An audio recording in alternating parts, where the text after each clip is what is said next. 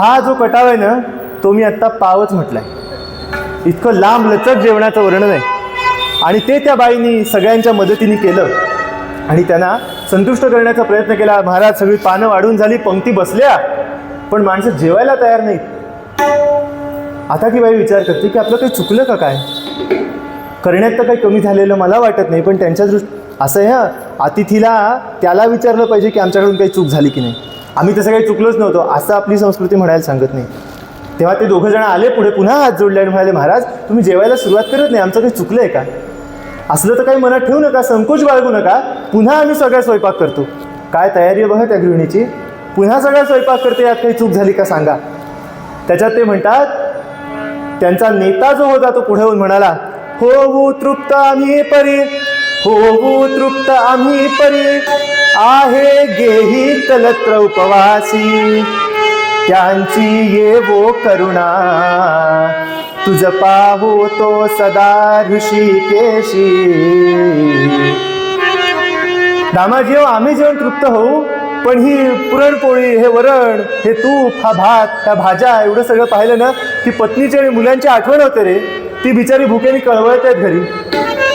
आमच्या घशाखाली असा घास जात नाही. त्यांची काही सोय करत असलास तर जेवतो, आणि त्यांची सोय जर तुझ्यानी होत नसली तर काही तुझ्याबद्दल राग नाही बाबा, पण पाण्याला नमस्कार करू आणि इथून परत निघून जाऊ. त्या दामाजी पंतांच्या पोटात गोळा आला. दामाजी पंत म्हणाले की अगं 1200 आणि 1500 लोक आपण वाढली जेवायला, एवढा खटाटोप केला, आणि ही माणसं अशी पानावरून उठून जाणार. कारण आपल्याकडे म्हणतात की अतृप्त अतिथी जाता सत्वतो नेता होईल गेहाचे, आणि पददुरावतील तुमचे, असं देवाला म्हटलंय एका संताने की अतृप्तचा अतिथी उलटा वळून गेला, नचिकेताची गोष्ट माहिती आहे आपल्याला, तर तो घराचं सत्व घेऊन जातो आणि पुन्हा तेवढं सत्व मिळवायला फार दिवस जातात, फार कष्ट आहेत त्याच्यात. तेव्हा ते म्हणतात की असं तर काही बरोबर नाही, यांची सोय करता येईल का नाही येईल यावर दोघं विचार करतायत. आणि तेव्हा त्या बाईनं आपले दागिने आणून दिले. पंतांच्या डोळ्यात पाणी आलं.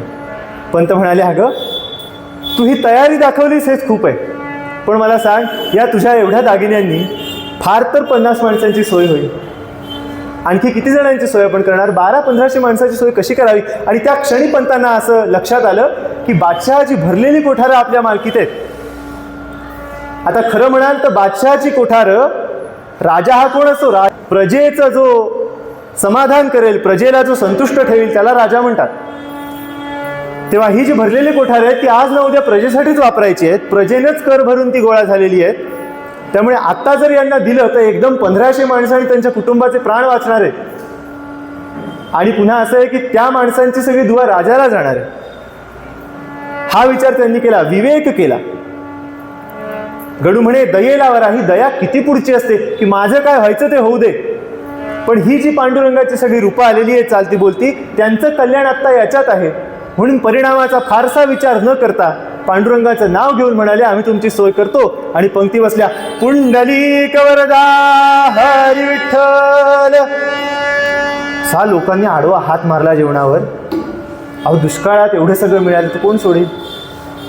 आणि सगळे तृप्त झाले, उठले आणि प्रत्येकाने दामाजी पंतांना आशीर्वाद दिला. आणि त्यावेळेला दामाजी पंतांनी काय म्हणावं, महाराज मला एकट्याला आशीर्वाद देऊ नका, सगळ्यांनी मिळून एकच म्हणूया, सर्वेत्र सुखिनः सन्तु सर्वे सन्तु निरामयाः सर्वे भद्राणि पश्यन्तु मा कश्चित् दुःखमाप्नुयात् काले वर्षतु पर्जन्यः पृथिवी सस्यशालिनी लोकोऽयं क्षोभरहितो ब्राह्मणाः सन्तु निर्भयाः. हे ब्राह्मण म्हणजे जातीचे नव्हे तर बुद्धिमान लोक, कुठल्याही जातीत असले तरी, किंवा सज्जनाः सन्तु निर्भयाः, बदलून घ्या, काय बिघडत नाही, असा आशीर्वाद द्या, एकट्या दामाजीचं कल्याण नको. काय वृत्ती आहे संतांची. तेव्हा त्या माणसांनी आपापल्या क्षमतेप्रमाणे हित चिंतलं, निघून गेले. आता काही लोक असे असतात की ज्यांना चांगलं झालेलं पाहवत नाही. त्यातला एक होता दामाजी पंतांच्या हाताखालचा पेशकार. पेशकार म्हणजे हाताखालचा मनुष्य. हे मंगळवेढचे सुभेदार होते, पेशकार होता. आणि त्या पेशकारानं करावं काय, त्यानं घुंगरू टपाल लिहिलं. घुंगरू टपाल म्हणजे अर्जंट पत्र बादशहाला, आणि म्हणाले की दामाजी पंतांनी सगळा माल ब्राह्मणांमध्ये लुटून टाकला, वाटून टाकला, पैसा घेतला नाही. पुढचं माणसं काही लिहिलं नाही बरं का. असो, तेव्हा राजाचे कान त्यांनी भरले आणि राजा चिडला म्हणजे त्यावेळेचं कायद्याचं एक्झिक्युशन हे लगेच होतं की हे कायद्यात बसत नाही, अमक्या माणसाने हा गुन्हा केला, तत्काळ शिक्षा. संदेशा ये सुन कर मालिक उस घड़ी गुस्सा पाया, संदेशा ये सुन कर मालिक उस घड़ी गुस्सा पाया। दगाबाज ये पंत हुआ है, दगाबाज ये पंत हुआ है, गुनाह हमारा किया पकड़ो जाओ सको वो बदमाश अंधे को। फौरन पंत को गिरफ्तार कर लिया जाए असा बादशाहाच्या मुखातून हुकूम सुटला आणि ते बादशाहीचं राज्य पंत वगैरे नावाच्या माणसाने गिरफ्तारी ही एका अगदी लगेच होत असत. म्हणजे खान साहेबांना तर व्हायचीच, पण पंत, संत, शास्त्रीजी, पंडितजी अशी नावं ऐकली की असं काही संचारायचं अंगात आणि ते सगळे निघाले. होता हुकूम आईशा परी निघाले शिपाई पंचहत्यारी, होता हुकूम आईशा परी निघाले शिपाई पंचहत्यारी. बहुजात दांडगी खरी पठाण अरबांची, बहुजात दांडगी खरी पठाण अरबांची. त्यांनी वाट धरली हो नीट मंगळ वेगाची, त्यांनी वाट धरली हो नीट मंगळ वेगाची. आणि असे ते ताबडतोब निघाले, सैन्य घेऊन निघाले, 50 घोडेस्वार निघाले आणि टापा वाजवत वाजवत लोकांना उच्छाद देत पंतांच्या मंगळवेढ्यापर्यंत येऊन पोचले. आता पंतांना याची कल्पना नसेल इतके काही पंत गाफील नव्हते बरं का. पंतांना हे माहिती असणार, पण हे माहिती असूनही नाही लोभ गुणाचा बरा. त्याच्या पुढचं महत्वाचं आहे स्थल ज्ञान मनी मत्सरा. कोणी काही करोत लोक मुळक्या ना साधके पाहणे या वृत्तीत पंत आहेत. आणि म्हणून पंतांनी काही त्या पेशकाराच्या उद्योगाकडे विशेष लक्ष दिलेलं नाही. पंतांनी पुन्हा तसंच स्वागत केलं. म्हणाले, महाराज या, तुम्ही पठाण मंडळी दिसता, आमच्या मालकाकडून आलात. पठाण मंडळींना आश्चर्य वाटलं. म्हणाले, इतका विनय ज्याला अटक करायची तो पहिल्यांदा दाखवताना दिसतोय, पण त्याला माहितीच असलंच पाहिजे. म्हणून पठाणही आले. म्हणाले, अरे क्या करें अभी आपके लिए टपाल लाए हे. टपाल वाचलं, मालकाचं टपाल म्हणून ते हातात घेतलं, चालत आतमध्ये आले, सावकाशपणे उघडून वाचलं आणि हुकूम सरळ लिहिला होता की तुम्हाला कैद करण्यात आलेले, तुम्ही अमुक केलं तमुक केलं. बरं, म्हणाले ठीक आहे. त्या माणसाला आश्चर्य आलेले अटक करायला. तो म्हणाला की अरे ह्यांना अटकेचं फरमान आलं आणि ह्यांच्या मुखावरची सुरकुती हल्ली नाही, हे हसत तर हसतच आहेत, अजून हसतमुख आहे. तो येऊन म्हणतो की पंत आपको गिरफ्तारी का हुकूम आहे. पंत म्हणाले, मला माहिती आहे, पण तुमची जेवणं झाली आहेत का. पंतांचा प्रश्न पहा काय, मला गिरफ्तारीचा हुकूम आहे माहिती आहे, पण तुम्ही दुपारी आला 2-2:30, आत्ताचे 2-2:30 वाजले असावे, तुमची जेवणं झाली आहेत का. अरे पंत खरं सांगावं का, आम्हीच लोकांना त्रास देत आलो, पण त्यांच्याकडे उद्ध्वस्त करण्यासारखं काही राहिलंच नाही आहे. ना उभी पिकं आहेत, ना कोणाच्या घरात चांगली गुरंढोरं आहेत की जी सोडून द्यावी, जी कापावी, असं काही नाहीच आहे. आणि त्यामुळे आम्हाला खंडणी म्हणूनही नाही, लुटमार करूनही नाही, खायला काही मिळालेलंच नाही. 50 जणांना आम्ही भुकेले. पंत काय म्हणाले, पुन्हा तेच. पंतांनी पत्नीला सांगितलं की अगं ती बादशाहकडची अमुक अमुक 50 पठाण मंडळी आली आहेत, त्यांची जेवणाची सोय करतेस का आलेत. पत्नीने विचारलं नाही, त्यामुळे तिला कळलं नाही अटक होणार. पत्नी म्हणाली करते. त्याप्रमाणे हे बाहेर आले. यथावकाश स्वयंपाक झाला. आता 50 माणसाचं एकटीनेच केलं, आता परत त्या सगळ्यांना बोलवलं नाही. तेव्हा त्यांनी स्वयंपाक केला. ह्यांनी ते अस्सल शाकाहारी चांगल्या प्रतीचं दर्जेदार आणि पुन्हा संताच्या घरचं, म्हणजे त्याची गोडी काय असेल त्याप्रमाणे त्यांनी जेवलं. प्रसादच होतो, तृप्ती कशी होणार नाही. आणि त्यांच्या वृत्तीतच फरक पडला. ते म्हणाले, पंत अहो तुम्हाला अटक करायला आलो खरे, पण आता हात धजावत नाही तुम्हाला बेड्या घालायला. आता आपण असं करू, तिथपर्यंत बेदरापर्यंत तुम्ही तसेच चला, बेदराच्या वेशीत तुम्हाला बेड्या घालू. पंत म्हणाले बरं. पण पंतांनी एक विनंती केली, कारण पंतांना माहिती होतं आता जी शिक्षा मिळेल ती भयानक असेल. पुन्हा मी जगतो मरतो याची मला शाश्वती नाही, काहीही होऊ शकतं. काही म्हणजे अगदी काही. गोळ्या घातल्या जातील, तोफेच्या तोंडी देतील, हत्तीच्या पायी देतील, रथाच्या मागे फरफटतील, भिंतीत चिडून मारतील, यातलं काही संपवतं. तेव्हा आता हा देहात राहता येईल का माहीत नाही, शेवटचं एकदा पांडुरंगाला पाहावं. आणि म्हणून पंत विचारतात, विनती ही एक माझी तुम्ही ऐका हो जनी, विनती ही एक माझी तुम्ही ऐका हो जनी, पंढरच्या वरून जावे मजनागी घेऊनी.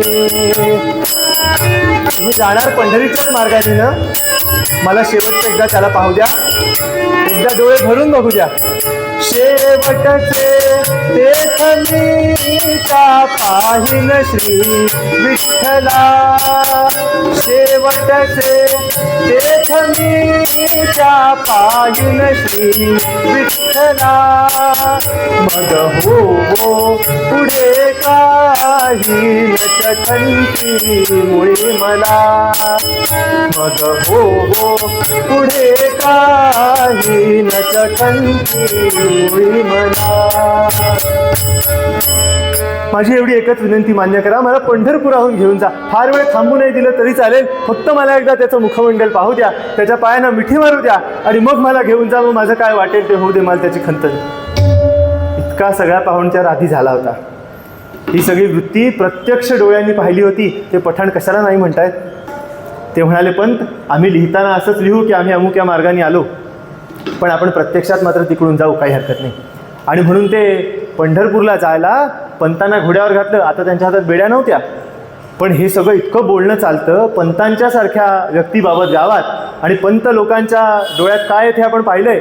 लोक कशी जमा होणार नाही, माणसं सगळी जमा झाली आणि ते निघाले. मात्र बेदरासी जाया निघाले नव नाही, बेदरासी जाया निघाले नव नाही, तिथहू बाजूला पठाण भाई, तिथहू बाजूला पठाण भाई. क्षितिजा दयाल वही नाही, क्षितिजा दयाल वही नाही, चिरडती लोक ठाई ठाई. पंत म्हणती तुम्ही लोभ ठेवणे जातो बेदराला, मालक मजवर खफा जाहला सत्त हुकुम केला.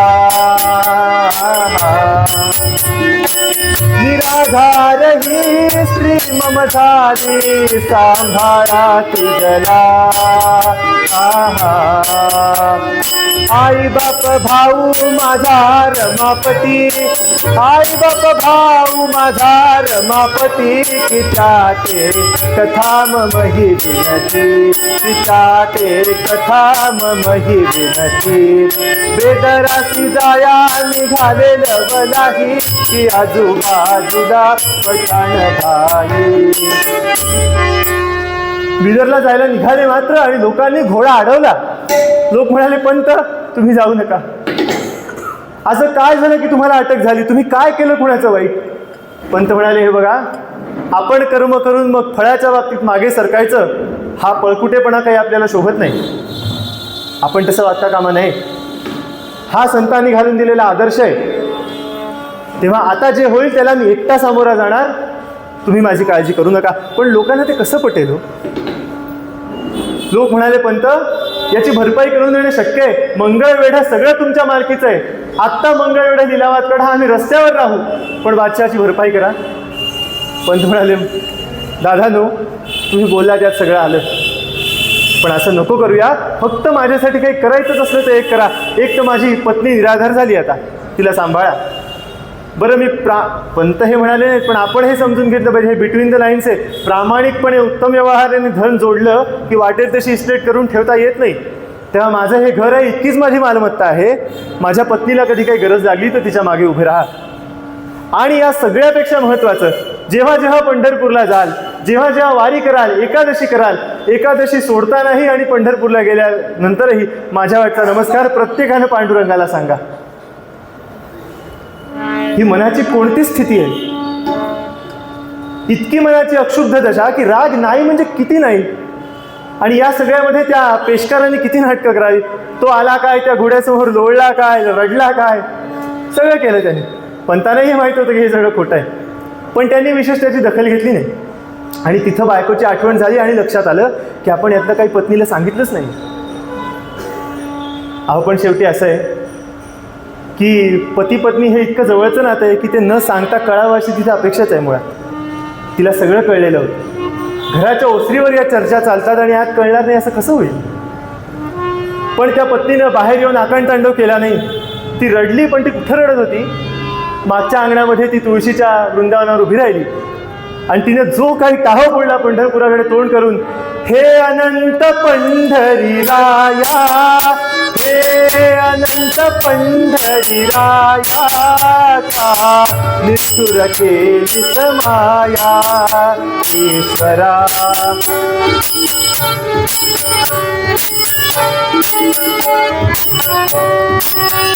चुकले काय सेवेला, चुकले काय सेवेला, म्हणून प्रभू मोकळीसी मजला ईश्वरा.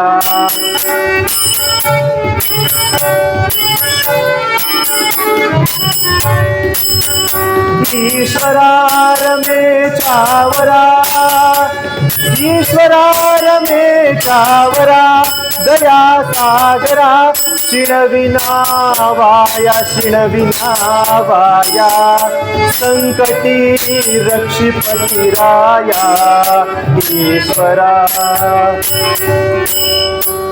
पांडुरंगा, अरे आजपर्यंत काय चूक झाली माझ्या हातून? अतिथी सोड, दारावर कुत्रा आलं तरी त्याला खायला घातल्यावर मी पाठवलं नाही रे. आजपर्यंत कधी पतीची सेवा सोडली नाही, कधीही धर्माचरण सोडलं नाही, व्रत कधी मोडली नाही, आणि माझ्यावर ही वेळ काय आली? लक्षात घेण्यासारखी गोष्ट आहे, पतीच्यावर आलेला वाईट प्रसंग माझ्यावर आला असं ती समजते. ती स्वतःला त्याच्यापासून अभिन्न मानते. शब्दार्थासम अभिन्न जीवन याचं हे द्योतक आहे. आपल्याकडे जी पतिव्रतांची यादी आहे त्यातल्या कुठल्याही पतिव्रतेनं स्वतःसाठी देवाकडे कधी काही फार मागितल्याची नोंद नाही. सावता मायाची पत्नी ही देवाकडे मागते, खूप मागते, पण ती काय मागते? नमन आधी पंढरी राजा, नामात तुझ्या लईच मजा. शेवट कसा करते?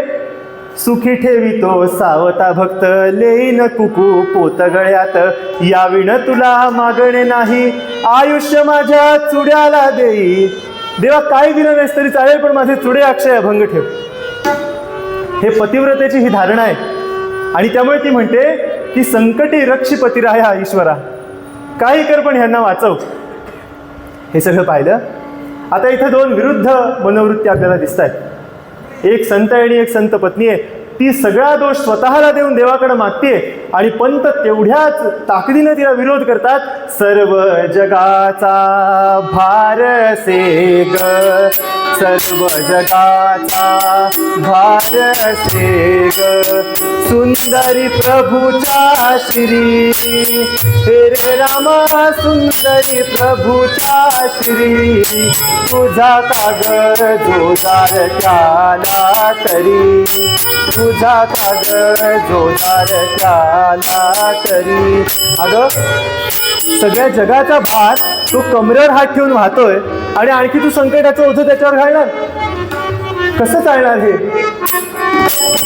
वाकेल माझा प्रभू ओझ्याने, वाकेल माझा प्रभू ओझ्याने, आणमनी हे तरी, अगवेडे आणमनी हे तरी, उभा तो ग बाप विजेच्यावरी, उभा तो ग बाप विजेच्यावरी.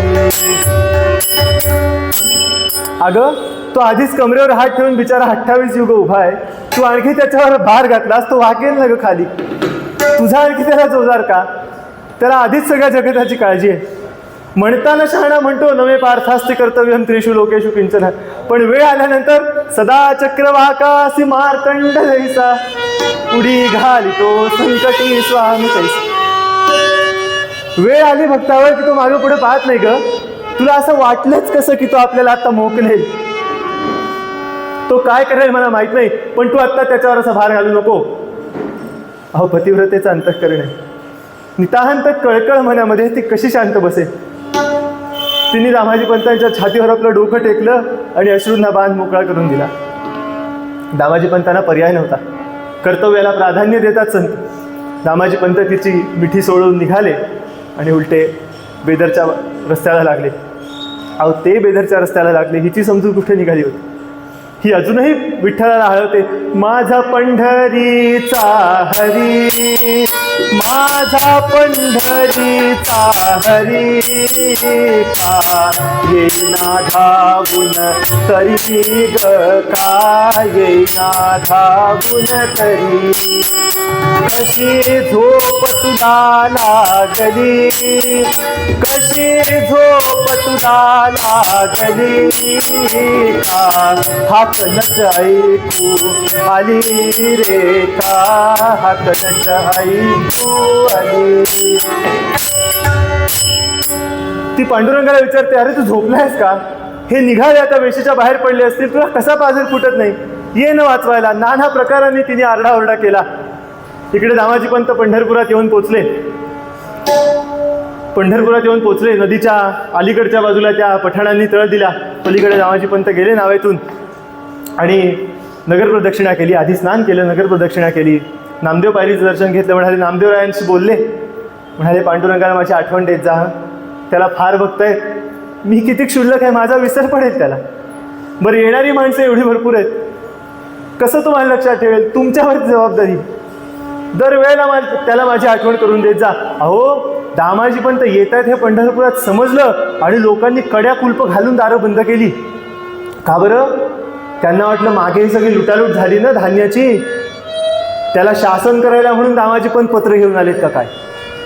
त्यांना वाटलं बादशहानं दामाजी पंतांनाच नियुक्त केलं की ज्यांच्यामुळे तू कोठार लुटलंस त्या माणसांना बंदी कर, त्यांना शिक्षा दे, म्हणून ही सगळी 50 जणांची टोळधाड. आणि दामाजी पंत येतात असं त्यांना वाटलं. अहो परिणाम चांगला झाला, देऊळ मोकळं झालं, घरदारं बंद झाली, रस्ते सुनसान एकदम. दामाजी पंत त्यांची मनस्थिती काय असेल फक्त कल्पना करूया आपण. त्यावेळेला दामाजी पंत चालतायत आणि त्या रंगशिवेवर उभं राहून असं समोर देवाकडे पाहिलं. गळ्यातलं दोरी सुटली गळ्यातली की वासरू जसं गाईला जाऊन ढुशी मारून एकदम दूध प्यायला सुरुवात करतो, तसे दामाजी पंत धावले आणि पाहायला जोरात जाऊन मिठी घातली.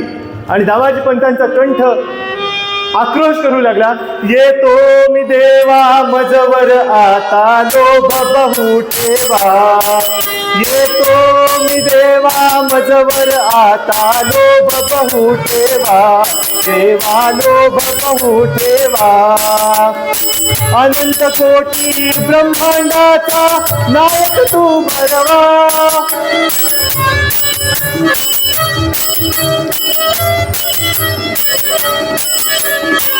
अनंत कोटी ब्रह्मांडाचा नायक तू भरवा.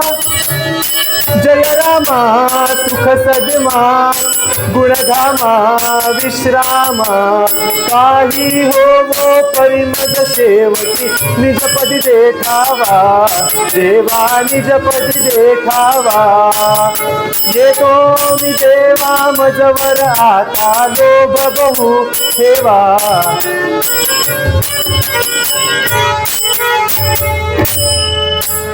देवा आत्ता ही अशी मिठी मारायला मिळाली तशी पुन्हा कधी मिळेल मला माहिती नाही.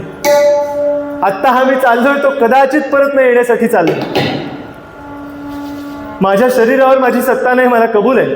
ज्या परिस्थितीत मी आहे त्या परिस्थितीत काही होऊ शकतं असं मला वाटत नाही, हेही खरं. पण माझ्या प्राणांवर तुमची सत्ता आहे, ते कुठं जाता कामा नाहीत बरं. हे देव भक्ताचं लाघव आहे. भक्त देवाला धाक घालतो की काहीही हो परिमद शेवटी निजपदी दे ठावा. अहो असंच असतं. एक श्लोक आहे मोठा, छान आहे. त्या श्लोकात असं म्हटलंय की जवळचं फार नातं असलं ना की तिथेच माणूस हट्ट करतो. त्यांनी उदाहरण असं दिलं की कृष्ण गोकुळातल्या गवळणींची मडकी फोडतो पण पदर ओढून फक्त आईच्या इथेच रडतो. पदर फक्त यशोदेचा ओढतो की आई मला हे पाहिजे, ते तो गवळणींबरोबर करत नाही. तो गवळणींची मडकी फोडेल, त्यांना सत्वेल, त्यांना त्रास देईल, पण इतका वेड्यासारखा हट्ट तो आईकडेच करेल. अहो रामाने चंद्र कुणाकडे कौशल्यकडेच मागितलं ना. देव आणि भक्ताचं काय वेगळं नातं आहे? आई आणि मुलाचं नातं आहे. पंत म्हणतात की काही हो परिमद शेवटी निजपदी दे ठावा. आता मी येतो. म्हणून पंत तिथून निघाले. देव थांबले होते. का बरं थांबले होते? पंतांची भेट व्हायची होती म्हणून. नाही तर आपल्याला असं वाटेल की सदा चक्रवाकासी मार्तंड जैसा ती तत्परता देवानी का बरं नाही दाखवली.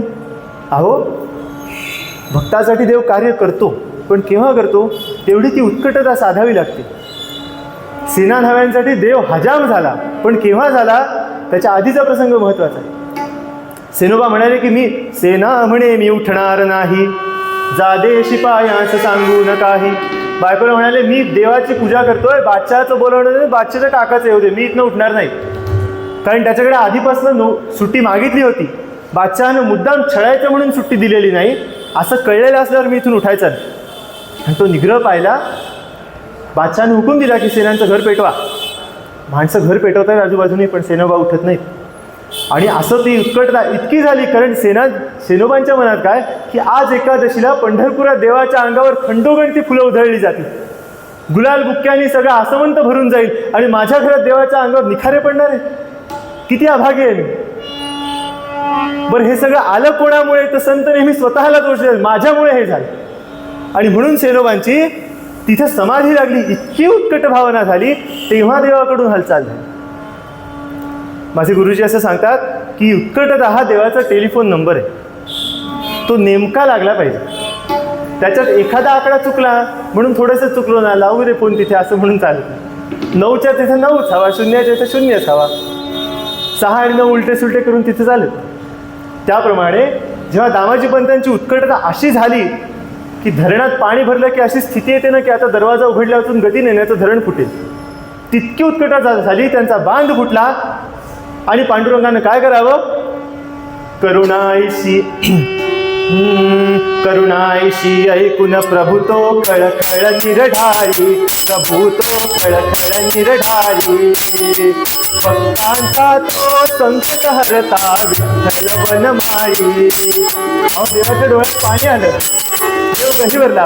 शिशेलाने दुःखा श्रुती जननी जगताची, खरोखर जननी जगताची, विनवनी बोले प्रभूची चिंता लागली तरी कैची, काही न वदता खळखळ रडता तुम्ही कशासाठी, काही न वदता खळखळ रडता तुम्ही कशासाठी, सांगा मजना दासिनी की तुमची जगजेती, दास गणू म्हणे सच्चिद घन प्रभू ऐसा गहिवरला, दास गणू म्हणे सच्चिद घन प्रभू ऐसा गहिवरला, देव वेलते प्रत्युत्तरही, देव वेलते प्रत्युत्तरही, कंठ भरून आला.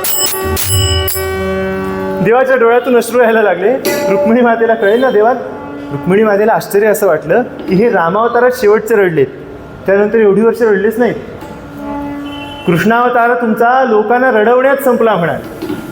त्या गोपिका एवढं नितांत प्रेम करत होत्या, गोकुळ सोडून आलात त्यांना रडवत राहिलं, त्यांना आयुष्यभर रडवलं. अनेक राक्षसांचा उद्धारच म्हणू आपण त्याला, संहार काय ना उद्धार काय. शेवटी असा आहे की देव जेव्हा राक्षसांना मारतो तेव्हा त्याचं हृदय करुणेनंच भरलेलं असतं, ती त्यांच्याप्रती दाखवलेली दयाच असते, तर त्याला उद्धार म्हटलं तरी काही बिघडत नाही. पण राक्षसांना मारलं, त्यांच्या पतिव्रतांचे शाप घेतले, त्यांना रडवलं. आयुष्यभर कृष्णाच्या आयुष्यामध्ये कोणाला ना कोणाला तुम्ही रडवत आलात, आणि आता तुम्ही स्वतः कसे रडता? पण देवांना काही बोलवे ना, देववेनं ते प्रत्युत्तरही कंठ भरून आला. इतकं भरून आलं होतं की त्याला काही बोलताच येईना. रुक्मिणी म्हणाली ठीक आहे, थोडे आपल्या आपले शांत झाले की मग विचारू थोडा, त्यांना त्यांची स्पेस देऊया. तेव्हा रुक्मिणी माता आपल्या ठिकाणी येऊन थांबली. पण पांडुरंगाला कसं राहावे? दामाजी पंत नेमके बाहेर पडतायत न पडतायत पंढरपुरातनं, तेवढ्यात करी काय हो ते धवा श्री मुरारी, दिली टाकुनी भूषणे उंच सारी, करी कांबळा कंठितो कृष्ण दोरा, निघाला हरी वेदरासी झरारा. पांडुरंगाने हातातली काठी टाकली, आभूषणं पटापटा पटापटा काढून टाकली, आणि त्या क्षणी असं सुंदर रूप धारण केलं. एक पाऊल पंढरपूरच्या अगदी माझ्या गुरुजींचे शब्द जसेच्या तसे सांगतो, एक पाऊल पंढरपूरच्या वेशीत की दुसरं बेदराचे. आणि जाऊन केलं काय? झाला महारशेष शाही प्रभू तो बेदरासी जाई. झाला महारशेष शाही प्रभू तो बेदरासी जाई.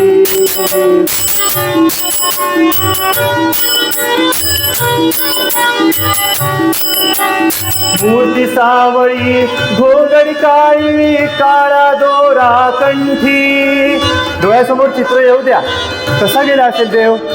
काळा दोरा कंठी मूर्ती सावळी घोंगडी काळी काळा दोरा कंठी. काळीच काठी करात घेऊन काळीच काठी करात घेऊन खेचली चलंगोटी. झाला महारशेष शाही प्रभू तो बेदरासी.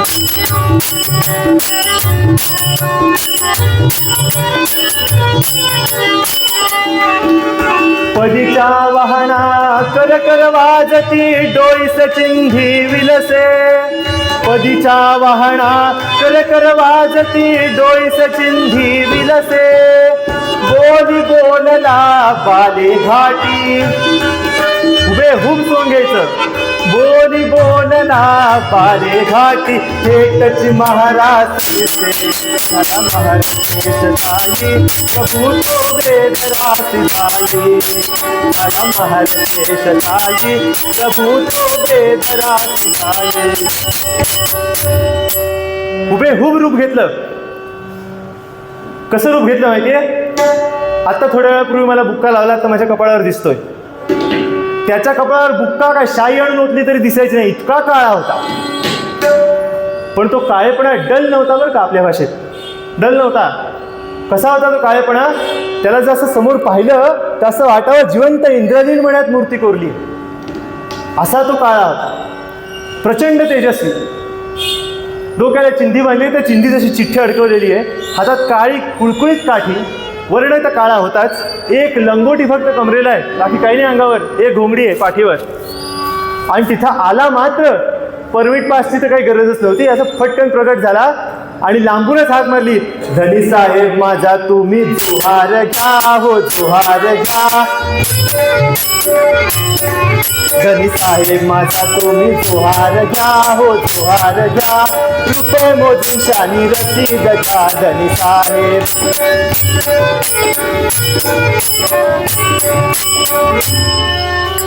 जोहार जोहार म्हणून जोरात ओरडला. तो बादशाह दचकला. हो, बादशाह म्हणला कोण आलं एकदम. आणि बादशाहनं ते पाहिलं आणि तो पाहतच राहिला. तो म्हणाला धनी साहेब माझा तुम्ही जोहार घ्या हो जोहार घ्या. रुपये मोजून शानी रसीद द्या धनी साहेब. आता हे सगळं नाईलाजानी चालू आहे बरं का. नाही तर असा समज होतो एखाद्या श्रोत्याचा की देवानं तरी बादशाला कशाला जोहार करावा. सोंगात म्हणून काय झालं, नमस्कार का करावा. पण सोंग घेतलं म्हणजे ते पूर्ण वठवावं लागतं ना. त्याप्रमाणे देवानं जोहार केला आणि म्हणाले की दामाजी पंतांना तुम्ही कधी. बादशाह म्हणाला अरे थांब, बोलायला काय सुरुवात करतो, आधी ओळख तर दे, कोण आहेस तू. कारण तो इतका मोहित झाला होता. बादशहाने सांगितलं वजीर आला की त्याला विचार रे म्हणे कोण आहे तो नक्की, दिसायला इतका मोहक आहे. पुसे वजीर त्या काळी तू कोठील कोण सांग कवणाचा. वजीराने विचारलं की बाबा तू कुठला आहेस, कोण आहेस आणि कोणाचा कोण आहेस. प्रभू म्हणे महारासेनी चाकर त्या माय बाप पंताचा. तो पंत जो आहे त्याचा मी चाकर आहे. बादशाला काही संदर्भ लागेल म्हणे तो पंत म्हणजे कुठला पंत. बादशाकडे 1000 पंत होते. बादशाह म्हणाला कोण पंत. महार म्हणाला मंगळवेडचा रामाजी पंत. बादशाह म्हणाला उस निमक हराम का नाम मत लो मेरे सामने, उसने हरामखोरी की है. सोंग घेऊन आले होते ते कैवारीच होते ना भक्ताचे.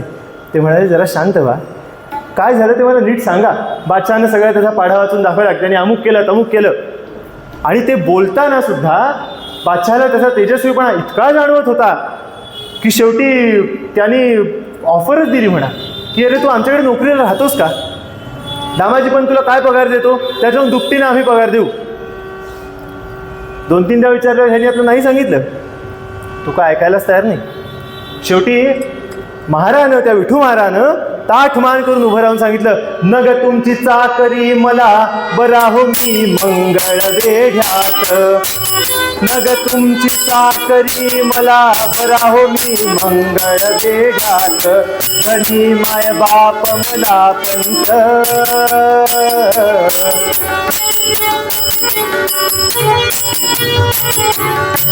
मी त्याचा होईन पुतरा, नग मला तुमची हो सरदारी, पडून राहीन त्याच्या दारी, तो खरा एक जन्मला जगामध्ये जननीच्या पोटा, जगामध्ये जननीच्या पोटा, पंत माझा हो नसे गोटा,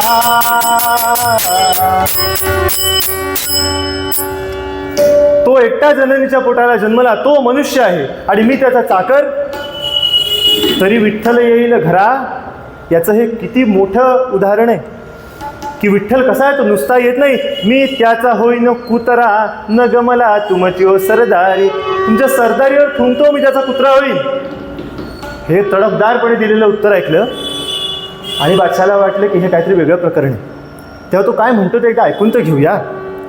बता म्हणे विठू, क्या कहना चाह रहे थे तुम. तो विठू सुरू झाला म्हणाल, धनी साहेब माझा तुम्ही जोहार घ्या, रुपये मोजून शानी रसीद पुन्हा पुन्हा तेच. बादशाह म्हणाला, कसला पैसा. तो विठूमार म्हणतो की मंगळवेढ्याला दामाजी पंतांनी तुम्ही म्हणालात तसं अमुक कोठार लुटलं, याव केलं त्याव केलं, त्या सगळ्याची भरपाई माझ्याबरोबर पाठवली आहे. आणि बादशाह चमकला. बादशाह म्हणाला, ह्याच्याकडे काहीच नाही, ती चिठ्ठी एक फक्त आहे, घोंगडी आहे. आणि हा म्हणाला, अभि आपको अदा करता हूँ, म्हणून ती घोंगडी उलगडली आणि आतनं तो कसा काढला, म्हणजे बटवा काढला. आणि तो बटवा काढून जे काही ओतलं खाली, रुपयांचा ढीग पडला आणि म्हणाला, आता रुपये मोजून मला रसीद देण्यावाचून तुम्हाला गती नाही, कारण ही भरपाई दामाजी पंतांनी पाठवलेली आहे. बादशाला काही गत्यंतर उरलंच नाही. बादशहानं त्या वजीराला, त्या रत्नपारख्याला बोलवलं, सगळ्यांना बोलवलं, सोन्याचे मोर, आता काही हिरे होते.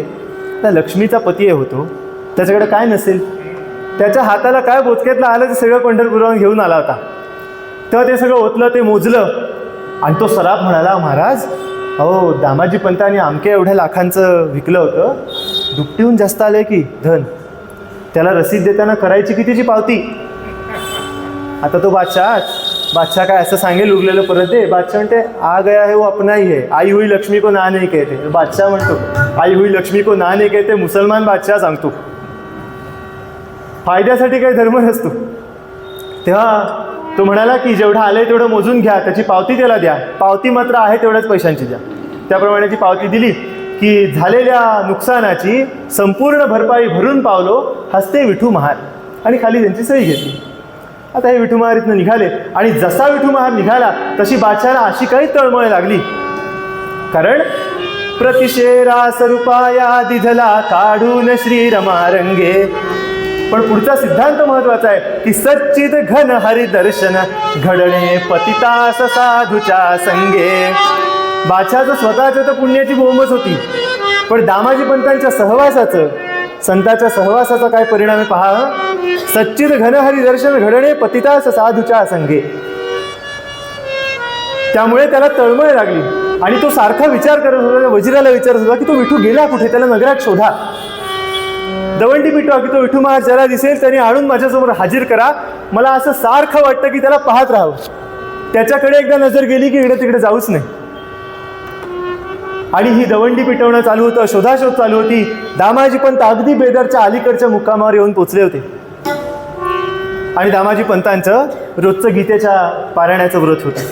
दामाजी पंत आपले तंबूमध्ये बसले, कारण तोवर बेड्या पडल्या नव्हत्या, आज बेड्या पडायच्या.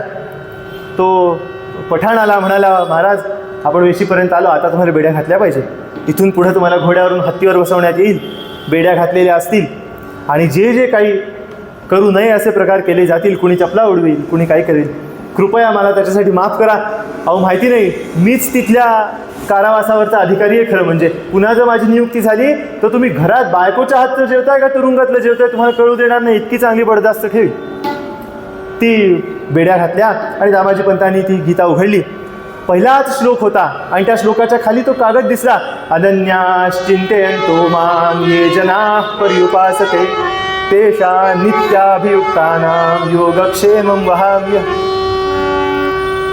पंतांनी श्लोक वाचला, ती चिठ्ठी पाहिली आणि ते सगळं वाचलं की झालेल्या नुकसानाची भरपाई भरून पावलो हस्ते विठू मार. आणि पंतांना असं काही झालं, त्या क्षणाला डोळ्यातून पाणी यायला लागलं आणि पंत कोसळले. पंत म्हणाले, या दासास्तव दीन दयाळा, या दासास्तव दीन दयाळा, भक्तवत्सला हरी.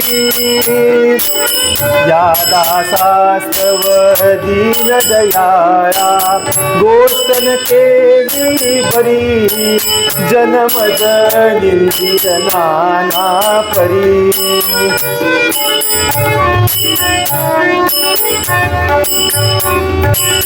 पतितो धारा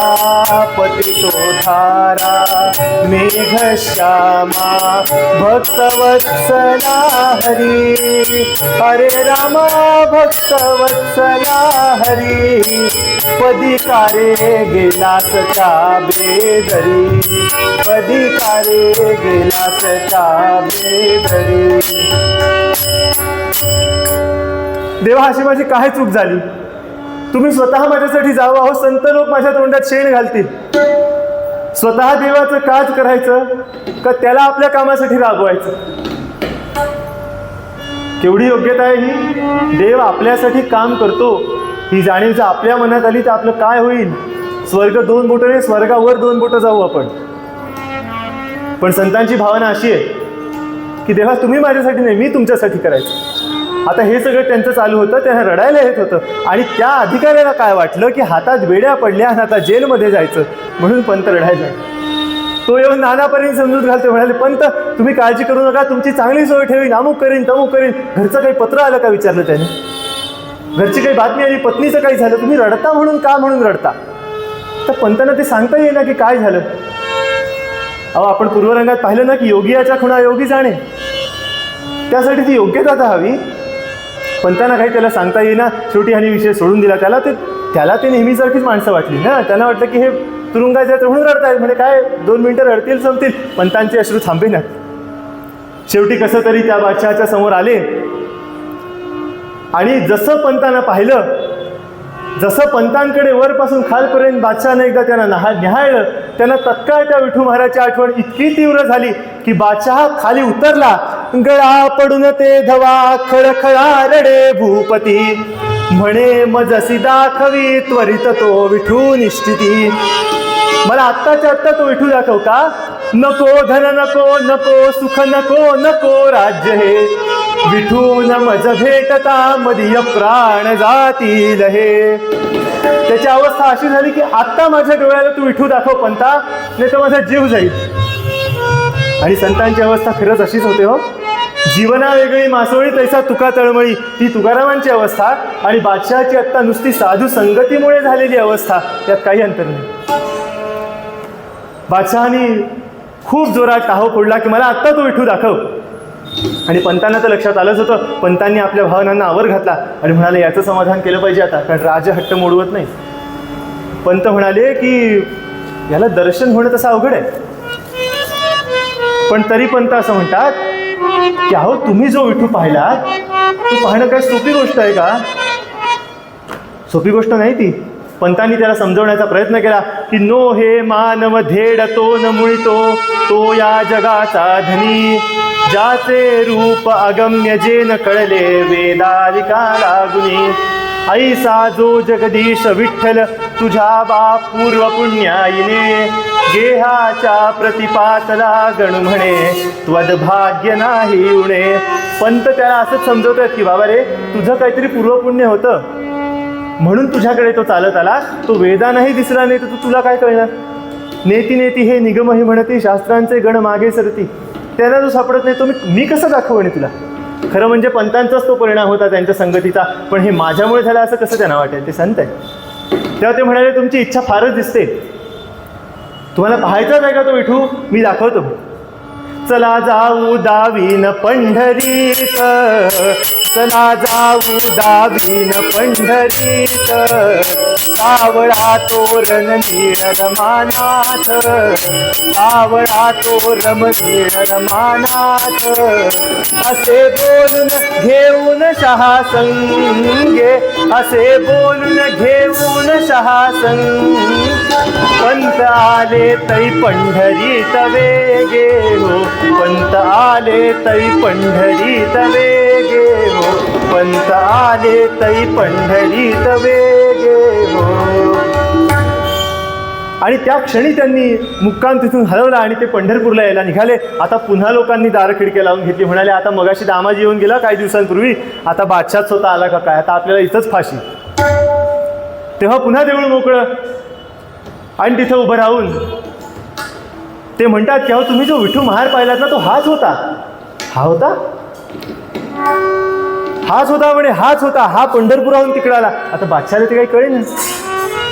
असं होतं की नाही, 12वीच्या परीक्षेच्या अलीकडे अगदी शेवटच्या महिन्यात क्लास लावला की प्रॉब्लेम होतो, कारण बेसिक्सच क्लिअर नसतात. तसंच हे झालं की हे पंत एकदम वर पोचलेले आणि ह्याची अजून सुरुवात नाही, भुईतनं वर हा अजून यायचा बादशाह. तेव्हा ह्याला कसं कळायचं ते? तो म्हणाला ये तो पत्थर काला हमसे भेड़ विठू बतलाना, ये तो पत्थर काला हमसे भेड़ विठू बतलाना, उस बिन मेरी जान चली है, उस बिन मेरी जान चली है, पंत जी जल्दी करना जय हरि सुखकंदा मेघ श्याम मुकुंदा. हा तो दगड आहे म्हणाले, हे तो काला पत्थर है, इससे अच्छा तो मैं गोरा दिखता हूं. तेव्हा पंत म्हणाले अहो तो पत्थर नाही, तुम्ही पत्थरासारख्या डोळ्यानं पाहता म्हणून तो पत्थर आहे. भावेन देव अशी व्याख्याच आहे. तुम्ही तुमच्या भावानं पहा. डोळ्यांनी हा दिसत नाही, कानांनी हा ऐकू येत नाही, पण डोळ्यांचे डोळे पण याच्यामुळे. आपल्याला असं सांगतात यत् चक्षुषा न पश्यती येन चक्षुषी पश्यती. डोळ्यांना हा दिसत नाही, डोळ्यांना पाहण्याचं सामर्थ्य त्याच्यामुळे. नुसते डोळे असून काय उपयोग? आतमध्ये जर ते इंद्रिय ॲक्टिवेटेड नसेल तर आंधळ्या माणसाला डोळे असतात की. तेव्हा ते म्हणतात की तू तसा पहा. शेवटी नाहीच बादशाह लक्षात येत. बादशाह म्हणतो कसं नाही बाबा मला कळत, तू सांगतोस खरं, तूही तळमळीने सांगतोस मला कळतंय, पण मला नाही समजत त्याला काय करू, काहीतरी मला उपदेश कर. आणि तेव्हा दामाजी पंत सांगतात की बादशाह तुझे पाप फार झालेली आहेत म्हणाला. आता पापांचा जर ऱ्हास करायचा असला आणि चांगल्या मार्गाने जगायचं असलं तर एकच लक्षात ठेव, अगर है शौक मिलने का तो हरदम लो लगाता जा, अगर है शौक मिलने का तो हरदम लो लगाता जा, बना कर खुद नुमाई को भस्म तन पर लगाता जा. अगर है शौक मिलने का तो हरदम लो लगाता जा. अगर है शौक मिलने का तो हरदम लौ लगाता जा, फना कर खुद नुमाई को, अहंकार जाळून त्याचं भस्म कर, वो भस्म तन पर लगाता जा. आणि ते भस्म लाव. पुढं काय? न जा मस्जिद न कर सजदा, न जा मस्जिद न कर सजदा, न मरहू का न रख रोजा. याचा अगदी समांतर उपदेश आपल्याला पूर्वरंगाच्या पदात आहे. पण काय करणार, हा बादशाह आहे ना, त्याला मराठी कळेल असं नाही. त्याच्यामुळे ते त्याला तसं सांगावं लागलं की न जा मस्जिद न कर सजदा. पंत म्हणाले अरे तुम्ही मशिदीत जाता, नमाज पडता, नुसतेच डोकं वाकवता. जाहिदा मस्जिद में जाकर दम बदम सजदा करे, दिल तेरा झुकता नहीं, सर झुका तो क्या हुआ. आणि बादशाहला उजाडलं. म्हणाला खरं आहे म्हणे, काहीतरी तथ्य आहे सांगतो त्याच्यात. बादशाह म्हणाला हे ऐकलं ठीक आहे, पण आणखी काही स्पष्ट कर. पंत म्हणाले आता होम पिचवर आल्या वाचून गती नाही, तेव्हा पुन्हा एकदा पूर्वरंगाचं पद सांगावं आणि याला उपदेश करावा. म्हणून पंतांनी त्याला सांगितलं की हे बघ, संत असे की ते स्वतःकडे क्रेडिट कधी घेणार नाहीत. ही संतांची भावना आहे. म्हणून दामाजी पंत म्हणतात की हे मी जे सांगतोय ना, हे काही मी शोधलेलं नाही बरं का, हे संत मागे सांगत आलेत, पण तुम्ही आत्ता ऐका. काय ऐका? विवेक निशिदिनी वरा दादांनो, विवेक निशिदिनी वरा, विवेक निशिदिनी वरा दादांनो, विवेक निशिदिनी वरा, तरी विठ्ठल येईल घरा दादांनो, विवेक निशिदिनी वरा. तुला विठ्ठल जर परत घरी यायला हवा असेल तर विवेक करत राहा. काय बरोबर काय चूक कायद्याची अंमलबजावणी करताना सुद्धा लोकहिताचा विचार डोळ्यासमोर ठेव. फक्त अहमपणामध्ये आणू नको. कारण आत्ताचा निवाडा तुझं चुकलेला आहे. पंतांनी ज्याला जाणीव करून दिली, आत्ता कोठार जे लुटलं गेलं ते अमुक एवढ्या माणसांचा जीव वाचावा, त्यांना खायला मिळावं या उद्देशातून लुटलं गेलं. बरं, ते त्यांचंच होतं. आज ना उद्या ते त्यांनाच मिळायचं होतं. तेव्हा कायद्यावर बोट ठेवताना या सगळ्याचा विचार कर, सारासार विचार करून वाग, असा उपदेश त्यांनी बादशाहाला केला. आणि शेवटी पांडुरंगाला प्रार्थना केली. म्हणाले, देवा, मान्य आहे की हा फार पतित असेल, कबूल आहे, पण आता माझ्याबरोबर आलाय की नाही. असं मुलं आईला म्हणतं ना की आई माझा मित्र आले तर जेवायला देतेस का गं, मुलं विचारतात. तसंच त्यांनी केलं की देवा, हा कसा आहे मला माहिती नाही, पण माझा आहे, माझा मालक आहे.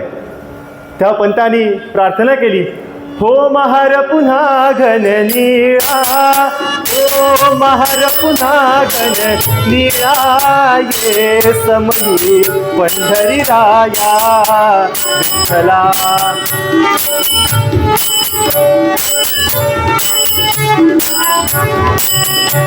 उद्धार करी भूपतीचा, उद्धार करी भूपतीचा, हा मालक या दासाचा श्री हरी. श्री हरी, श्री हरी क्षेत्र पंढरी, श्री हरी वसविली खरी, भक्त ताराया, भक्त ताराया, गणुदास लागतो पाया. श्री हरी. देवा, याला दर्शन द्या. अहो, भक्ताची इच्छा आहे, देव कशाला वेळ लागतो. तर हे एक महाराज सोडून घ्यायला काय त्याला अवघड आहे. पांडुरंग महार झाला, बादशाला दर्शन झालं, त्याचं समाधान झालं. आता पंतांना हे का जमलं. पंतांना हे जमलं त्याचं कारण त्यांनी विवेक केला. प्रत्येक क्षणाक्षणाला आत्ता बरोबर काय, आत्ता चुकीचं काय, लोभाला, मोहाला, मत्सराला स्वतःच्या वर बसू दिलं नाही, स्वतः त्यावर बसले. या सगळ्यांचा घोड्यासारखा वापर केला. संत हे कायम करतात आणि जगाने करावं म्हणून ते तळमळतात, बाकी काही नाही. आणि म्हणून सांगतात, विवेक निशिदिनी वरा दादांनो, विवेक निशिदिनी वरा, कधी विठ्ठल येईल घरा दादांनो, विवेक निशिदिनी वरा. कुंडलिक वरदा हरी विठ्ठल सद्गुरु ज्ञानेश्वर तुकाराम महाराज की जय. जय जय रघुवीर समर्थ. संतांनी जे मागणं ते भगवंताकडे मागितलं ते मागूया आणि कीर्तनाला विराम देऊया.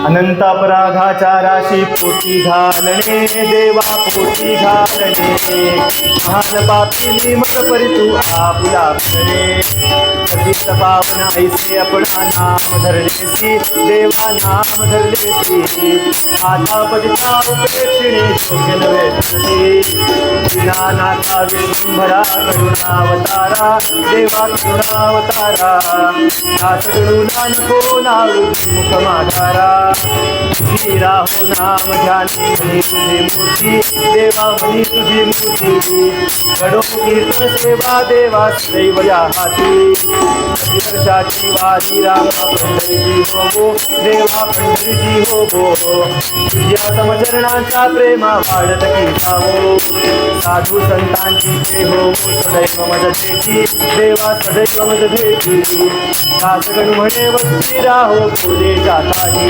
हे चिदान रेखा देवा तुझा विसरण व्हावा गुण गाईन आवडी हेची माझी सर्व जोडी नलगे मुक्ती धन संपदा सत्य संग दे घातला तुका म्हणे गर्भवासी सुखे घालावे आमासी जय देव जय रुक्मिणी रमणा हो श्री रुक्मिणी रमणा श्रीवंद्या जगदाद्या जय जगदाभरणा जय देव कुंडलिकाचा पाठी गुंतून जगदेठी भावितेसी विठ्ठल ठेवून हस्तकटी मलिया तुळशी वास अंगारम नोटी धरल्या प्रेमे माळा तुळशीच्या कंठी नामाजी तो प्रभू हा बिजरासी गेला भक्त भावडा नामा त्याचे पैक्याला काशी जनीच्या संगे जळण्यासी बसला श्री ज्ञानेश्वर हस्ते रेडा बोलविला वत्सल प्रभू हा राजा पंढरीचा कैकाळाचा काळ सागर सौख्याचा नाम स्मरणी ही श्रमवादी वाचा दास गडुवा किंकर श्रीहरी चरणांचा खालील लोटांगण वंदीन चरण डोळ्यान पाहिन रूप तुझे प्रेमे आलिंगिन आनंद पूजिन भावे ओवाळीन म्हणे नमा त्वमेव माता पिता त्वमेव बंधू सखा त्वमेव विद्या दृढं त्वमेव सर्वं मम देव कायेन वाचा मनसेन्द्रियैर्वा बुद्ध्यात्मना प्रकृती स्वभावा नारायणाय समर्पया अच्युतं केशवं राम नारायणं कृष्ण दामोदरं श्रीधरं माधवं गोपिका वल्लभं जानकी नायकं रामचन्द्रं हरे राम राम राम हरे कृष्ण कृष्ण राम हरे राम हरे कृष्ण कृष्ण कृष्ण हरे कुंडली कवरदे पार्वती पदे सीताकांत स्मर तिरुपति निवासा गोविंदा जगदंबा माता की जय।